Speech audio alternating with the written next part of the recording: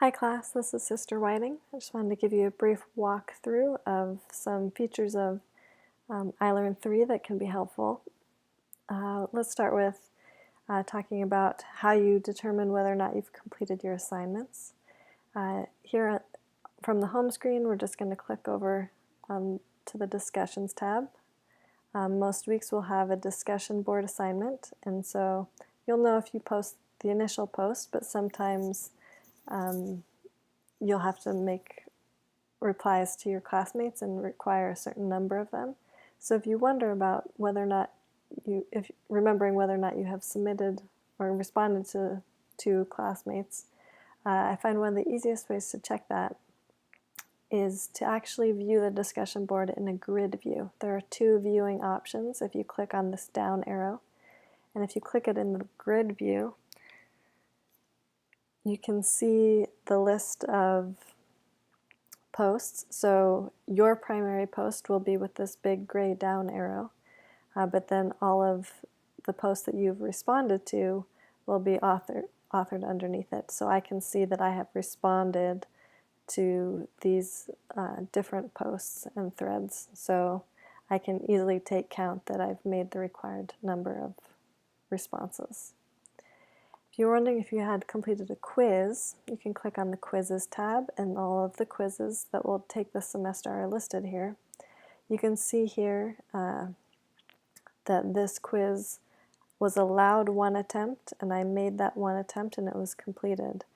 You can see here that this quiz had unlimited number of attempts, and it has a red asterisk here next to the attempt that was made, indicating that I did not complete the attempt.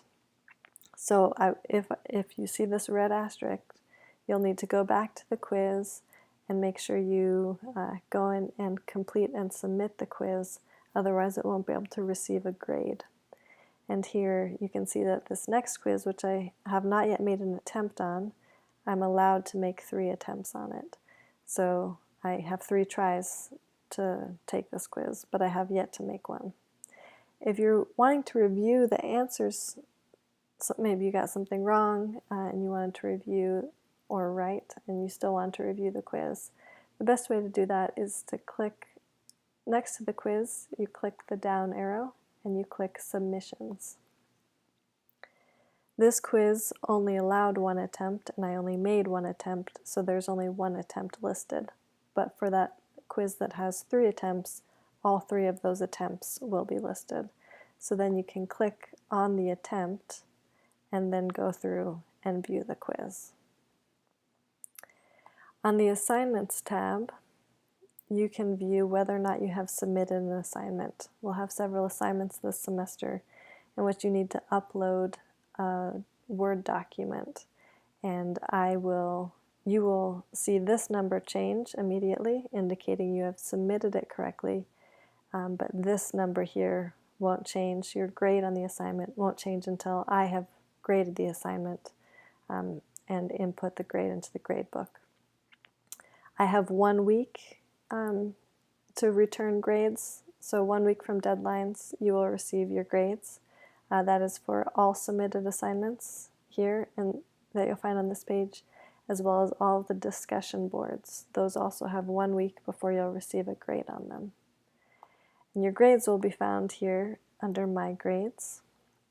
This is also a place you can check to see if you've completed everything, but it's not as reliable because I may have done the discussion board, but since my grade won't be posted for a week, it won't indicate on the grade book that I've done it, but once the grade is submitted, you'll have all your grades listed here as well. And you can see here as well for the skills quiz, while I started, and remember it had that asterisk next to it, I started the quiz, but I didn't complete it. So there's no automatic grade showing up for me.